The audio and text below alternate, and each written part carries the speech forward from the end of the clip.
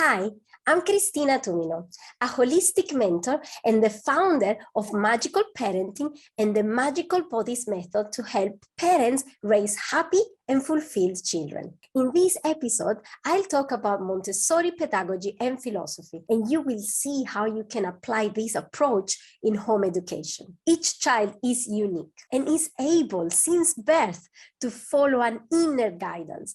This is a natural, powerful and wise-driven force that works very hard to reveal its true self and potential.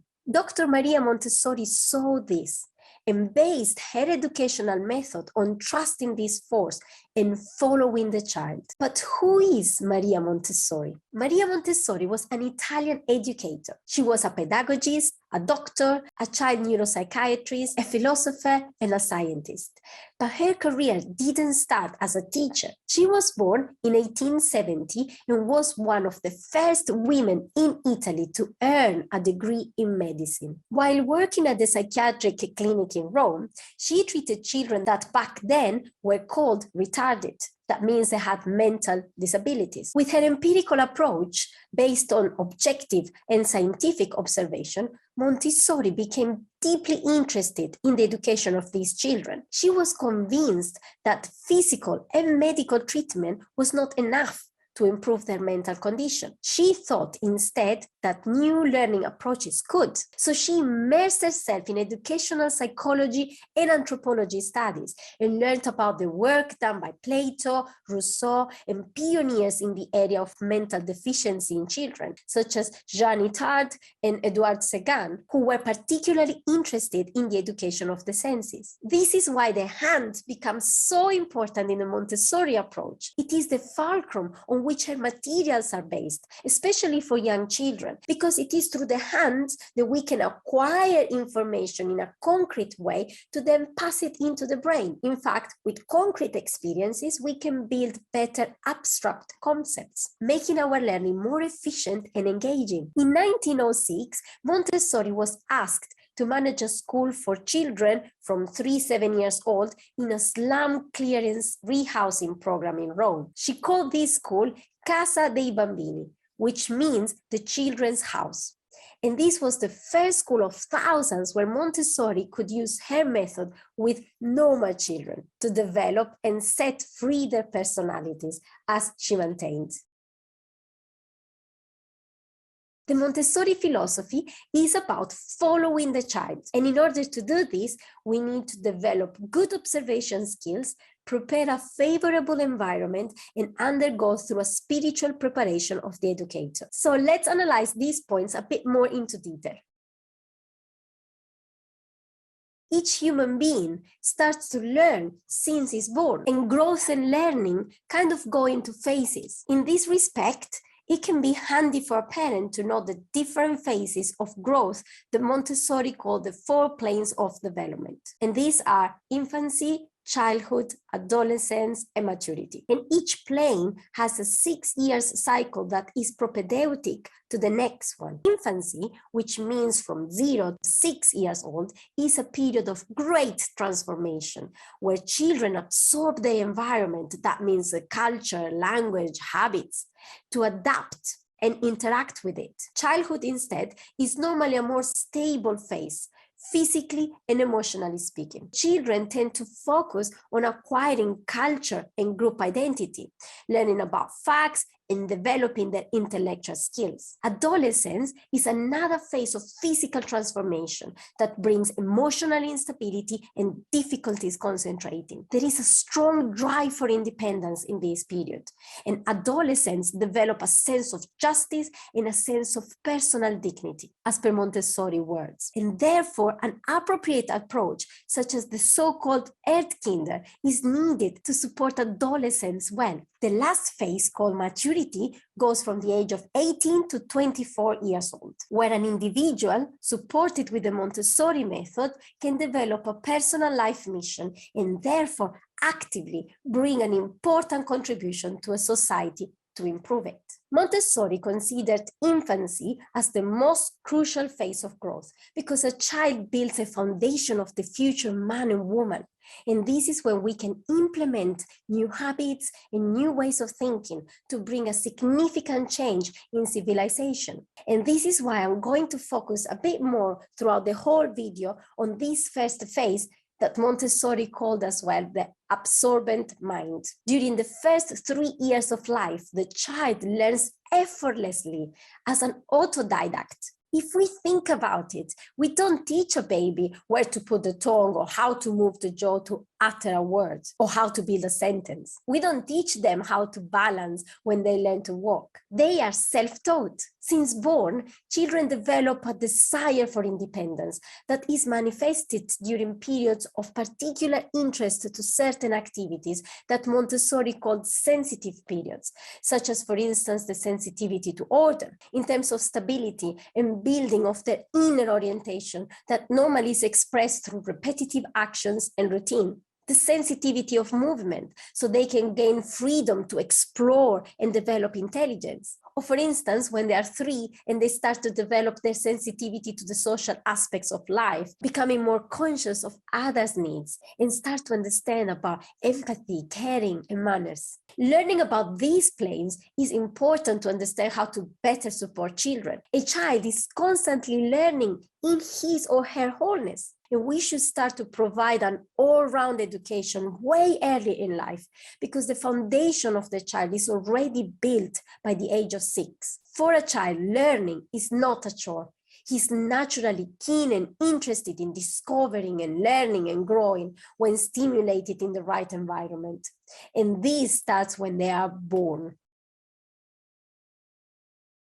Understanding the different planes can help the educator comprehend the individual child's needs and create a prepared environment that supports and nurtures natural self-development and scaffolds the child's unique potential. Through Montessori's apparatus, materials, and activities that are planned by observing the child, we can support individuals from very early ages so they can act spontaneously and freely exert their human tendencies of movement, exploration, manipulation, order, just to mention a few. The child is thus engaged in the activities selected by him or herself with many sensorial and manipulative experience that actually help to develop and refine their senses and fine motor skills, all essential for the other planes of growth. The ideal Montessori setting resembles a house. This is why, for instance, activities of everyday life are prepared to allow children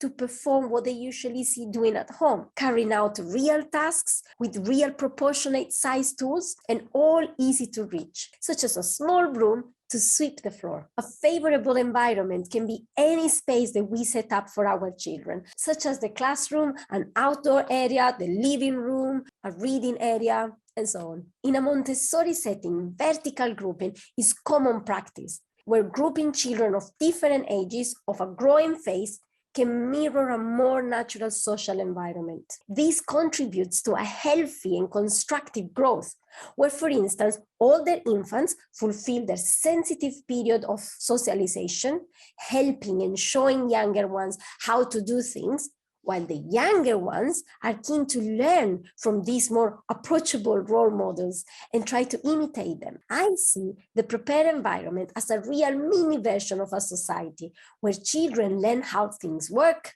what skills they can develop, who they are, and how they can contribute to it. In my next video, I will talk more about the prepared environment in the Montessori curriculum and how you can apply these in home education. Freedom of movement, and that means freedom of moving when you are learning or moving from one area to another. Freedom of time, choice, freedom from interruptions, freedom to do not actively do things. Nurture the child's quest for independence. It allows them to explore, to repeat activities, to make choices and mistakes. It supports the natural tendency to push boundaries fearlessly and challenge themselves. It is essential to trust the child, allowing them some risks. For instance, 2.5-year-old children use glassware in a Montessori setting to help them develop fine motor skills, to learn how to assess risks, to foster self-esteem and responsibility, making the benefits worth the risk. This freedom, however, occurs within boundaries, that is, ground rules dictated by safety and respect for the environment, for adults, other children, and the child himself. Rules set children's expectations and support their need for order and safety. Following rules and keeping the environment tidy and clean help children organize thoughts. It helps to develop responsibility, self-discipline, care, and respect. A favorable prepared environment requires a prepared educator, whether this is a teacher or a parent. Montessori called this a spiritual preparation, spiritually in the sense of working towards a higher self-awareness. The educator must be willing to do self-work, to be open to change, to adapt, and to accept. Self-analysis is crucial to understanding who we are. We need to look inside with honesty, humility, and autocriticism, to become aware first, and then to correct distorted behaviors and prejudices that can affect the child's guidance. Also, teaching is not about exerting a kind of authority on defenseless children with the presumption of knowing more, as most teachers do in school. On the contrary, it is about being patient, inquisitive, and reflective facilitators with a genuine desire to understand and serve the child. An educator must enable the child by using trust, supporting independence, and using a positive attitude so they can do things by themselves, while still giving structure and boundaries. Educators should start to transfer their role in the name of independence by beginning to be very present, guiding and initiating the child to a new activity and rules when they are very young, to then become invisible. So children can learn by themselves to follow their nature and unfold their true personality and potential. When the child no longer needs the teacher's presence, you can proudly say that you have accomplished your job. Observation is the basis of the Montessori approach because it helps to understand each child's unique personality, needs, curiosities. It can help to identify areas of development and support. Stepping back to observe children, to trust them and let them become independent is quite a challenging practice for adults. This is because we grow up in a society where most of us have been served as kids by our parents, and then we do the same with our children. We think we're fulfilling the task of a good, caring parent. We think we're helping them by doing things for them, putting on their coats, tidying the rooms, always cooking their meals. Well, Montessori talks about this as a mistaken mentality and habit of servitude that creates dependency. I'm not immune myself to these kind of habits. I constantly try to re-educate myself to change them, as some are so deeply rooted. I still have sometimes a tendency to interfere while a child is working, like for instance, to correct a boy to use the scissors more efficiently, or to do things for him, such as putting on his shoes. This kind of behavior is not beneficial for the child and myself. In this way, I don't support independence, self-esteem, persistence, and I have less time for myself because I need to be available to serve him. By observing instead, I can see what the difficulties the child is encountering or what it is that is not understanding. When the opportunity arises, if necessary, I can ask if it's okay for me, for instance, to show how I would do it, or introduce a specific activity for the child to practice at his own pace, or to find out things on his own. To conclude, each child is unique in the way he or she looks, feels, thinks, and is. In order to support a healthy growth, to develop potential unique skills with the final aim for them to find a unique life mission or purpose in life, we need to provide a personalized education. Following the child, as per Montessori's motto, means accepting your child's personality as it is. It's about honoring the child, learning to observe So to better guide them and letting them free to follow what makes them curious, to make mistakes, to take risks, and give them the necessary structure, rules, and discipline to achieve goals and find their true unique purpose. So do you follow your child? And most importantly, how inquisitive, reflective, honest, and open to change are you about yourself, so you can better guide your child? In my next episode, I will talk about the Montessori curriculum and how we can use this as a good framework in home education. If you have any questions, write them in the comment section below. Or if you need any support, please do contact me at info@magicalparenting.co.uk. If you like the video, please share it and don't forget to subscribe. Bye.